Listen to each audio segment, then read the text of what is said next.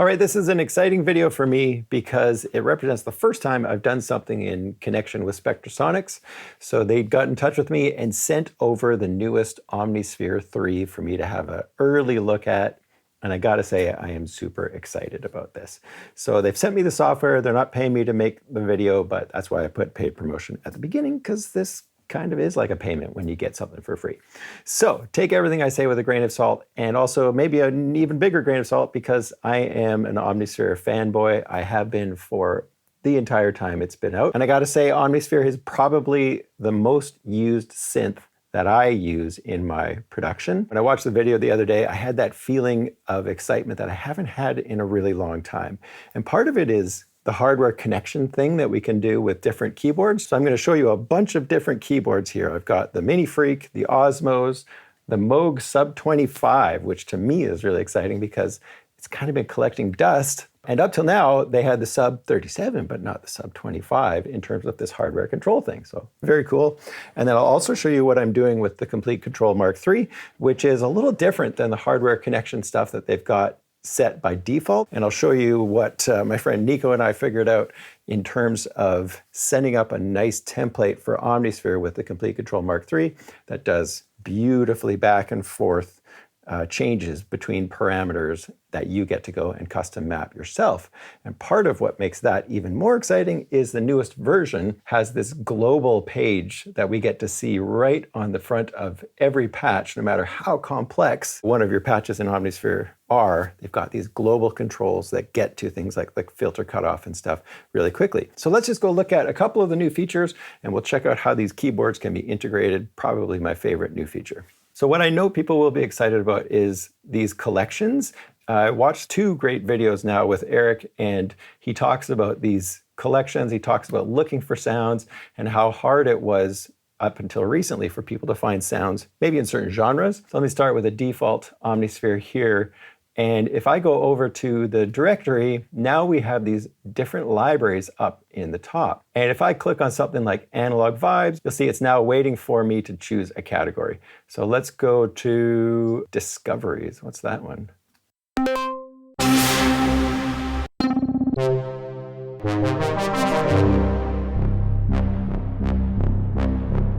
Let's go to Synths, and then let's go to Synth Pluck. And you see that we've got a whole bunch of patches under Synth Pluck. So let's try a couple of these out.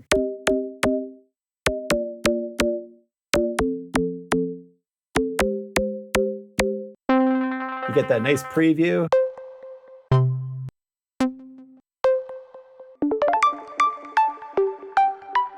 They've also grouped things like instruments into a collection. So these are not just new instruments. Like if I click on the instruments collection and then choose a category, like say guitars, let's go guitar all. And then if I look through here, we see like the classic nylon guitar that was in the older versions of Omnisphere. So they've grouped their realistic sounding instruments right here, and Omnisphere has a lot of very good sounding things like mandolin and lap steel.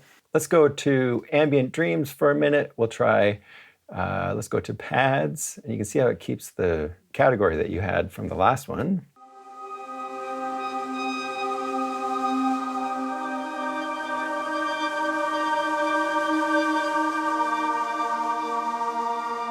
So let's leave the libraries for now. There is just so many patches now in Omnisphere that it's just kind of boggles the mind. Don't forget that you can make your Omnisphere a little bit bigger if you click this magnify right here. So let's get it to a size that you want it at. And then what we can see on this main page now is this global menu.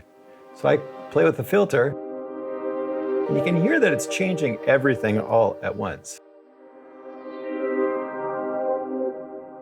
I love this new global page, and it also makes it so much easier for us to assign controls to hardware synthesizers or to hardware controllers. Another thing that you see right on the main page is this Quadzone, and if I turn that on and hit the plus button, you can see that I've got my 4 different layers here, and they've got them mapped out, and you can change it via either a fader that you assign to something, or you can assign it to notes. So I could set this to kind of like a key split. I could have this layer be at the bottom of my keyboard.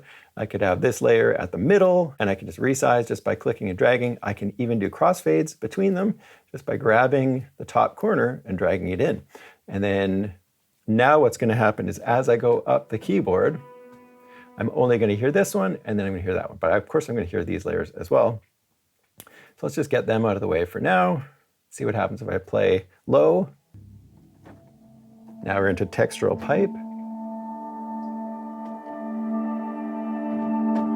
And then as I get up top, now we have all three of these different sounds playing at the same time. So a really easy way for you to quickly map out different sounds on different keys, and you can even have multiple. So it doesn't have to be just flutes down here. You could have flute only on, let's add another zone right here. We could have flute right here on these couple notes. We could have flute on these couple notes. So make sure you check the Quadzone if you see that it's on certain patches that you load up, and just see if you can learn from what they've done. The other thing we can do in the Quadzone is apply a fader, and we can assign this fader to any control. So we can have it be assigned to an LFO, or we could have it be assigned to something like the mod wheel. And in order to get to that, all you'd have to do is learn from your controller. So turn on the learn, and then now that's going to control that fader. So if I wanted to assign this to, say, this expression strip right here, I could go MIDI CC learn, and now it's assigned to that. And then now I can put this flute up top, textural pipe down at the bottom, and let's turn off these other layers just for a second so we can hear what that would sound like. So of course I could drag this out, do a little fade between them.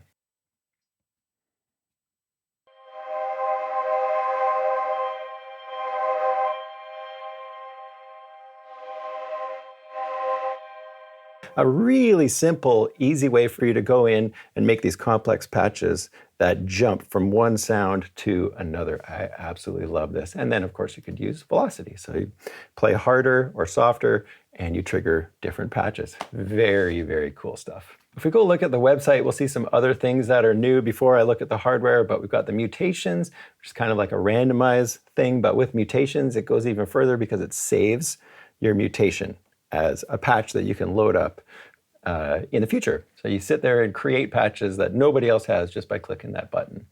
We got some new filters, some new oscillators, some new wavetables designed maybe especially for EDM style music. So it seems like Omnisphere is now realizing we're a little outdated in a couple of synth genres, and they've got MPE, which we're going to play with here in a second with the Osmose. So let's dig into the MPE stuff next.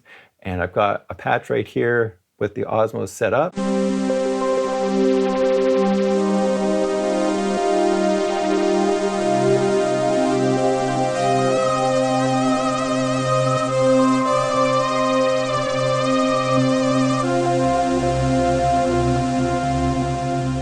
So you can hear I'm controlling pitch independently on each of those notes. So I'm pitch bending that low note there at the end. That's one of the beautiful things about MPE, about the Osmose, and also is the fact that it's got this extra portion for aftertouch. So it's poly pressure, it's called, and aftertouch. And let's go over to the Quadzone and see how we can customize a patch using the MPE capabilities.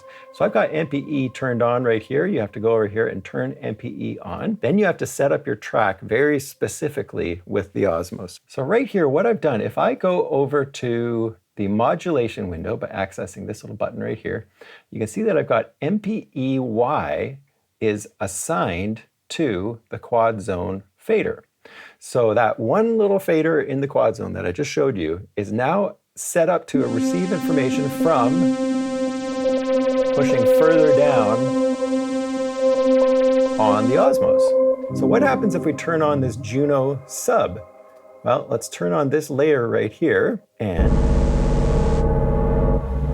now we can hear that way too much. But what if we take that sub, bring it way up here, maybe something like this. And then let's do the same thing for the noise right here. We'll turn that one on. Sounds a little aggressive. So let's take that one and bring this way up like this as well. And then maybe I'll go to those two layers and just turn them down a bit. So we'll turn down the C and the D. And then now let's go back to our Quadzone.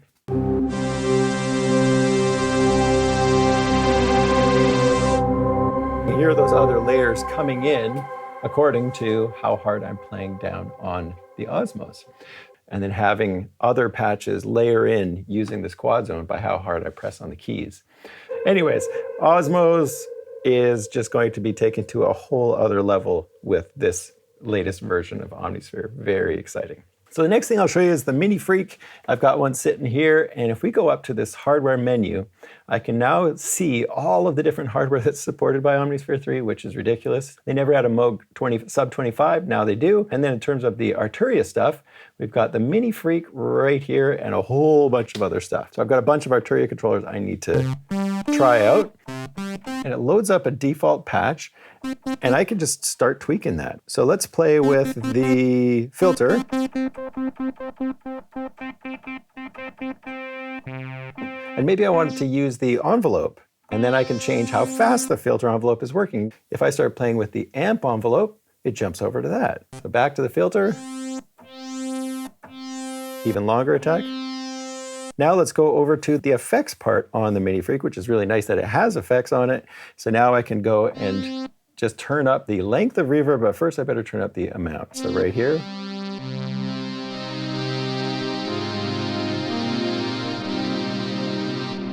And then let's go take the time and turn that down. Turning time down on the Minifreak turns down the length on our global page right there. And I can even go over and start playing with the wave. So if I go to the wave controls on the Minifreak, I'm choosing which oscillator wave we're using in this wavetable synthesizer. Playing with timbre, playing with the shape. Adjust the shape of the waveform. And then of course glide right here. So a really quick way to start tweaking patches with your Minifreak. So now we've got the sub 25, same thing. So if I go over and adjust the cutoff, you see that the screen jumps over and is now showing me the cutoff. If I go to something like the drive amount, it jumps to saturation for the filter. If I go to resonance, we jump back to the main screen. If I go to the envelope, you can see that it automatically jumps to the amplitude envelope on this global page, whereas if I go to the filter envelope, it jumps over to that one, which is just so cool. It's just immediately accessing and showing you what you're changing. This Moog sub 25 is monophonic, really, and now I can use it to control my software. Now, the last thing I want to show you is the Komplete Kontrol. And the Komplete Kontrol, the way I'm using it here is a little different than the hardware integration that they've got worked into it. When you have everything set up in your DAW appropriately, so I'm in Cubase and I'm using the latest version of Komplete Kontrol MK3, when I make an Omnisphere patch, it pulls up this nice little Omnisphere screen on my Komplete Kontrol MK3, and then we have a whole bunch of knobs at the bottom, and we have 127 pages of those knobs. Now these ones here I've already changed, and they aren't what the default were. And I found that this is the best way to use Omnisphere inside Cubase or Nuendo with the Komplete Kontrol MK3. With Cubase, you have a way to set up the controls with this remote control editor, and that's under this little menu right here. It gives me the back and forth between Cubase, the virtual instrument, and the keyboard.